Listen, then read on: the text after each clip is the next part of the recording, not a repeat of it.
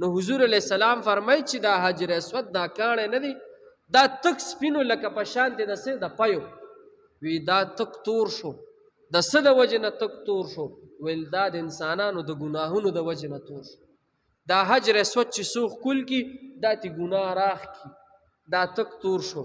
نو ګوره جی دا ګناه دومره خطرناک شي دی ګناه چې کاڼې تک تور کړلو چې کله انسان ګناه کوي چې دا زړونه به هم څنګه تک تور. کاڼې څونه مضبوط شی دی، کاڼې مضبوط شی دی که نه؟ او ګوره زړه خو د غوښې نه جوړ دی، د وینې نه جوړ دی.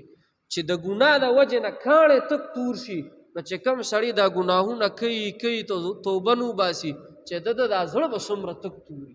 خدای دې ګناه معاف کړي، الله دې زموږ په حال رحم وکړي. نو حدیث کې راځي چې څوک حجر اسود ښکل کړي نو ګناهونه سرې دې ته صفا شي.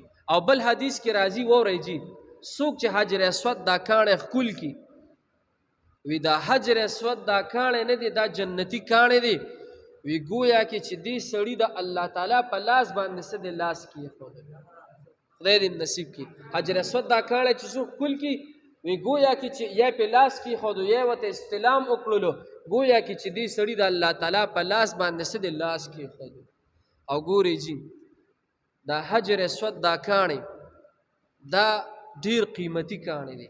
د آدم علیه السلام ځان سره څه دی د جنت نه راوړلو، او بیا رسول الله مبارک چې دی لا پیغمبري ورته میلو شوې نه وه.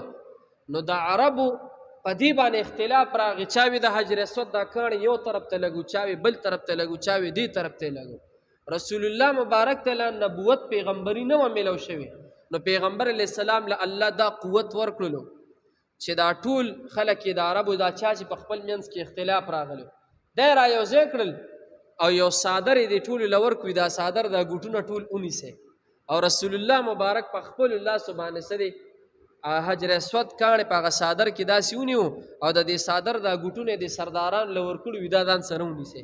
رسول الله مبارک د دې کعبې په دې ګوټ کې سره دا حجر اسود کاڼی ولګو نو ټول سرداران بیا خوشحاله. دا دومره قیمتي کاڼی دی.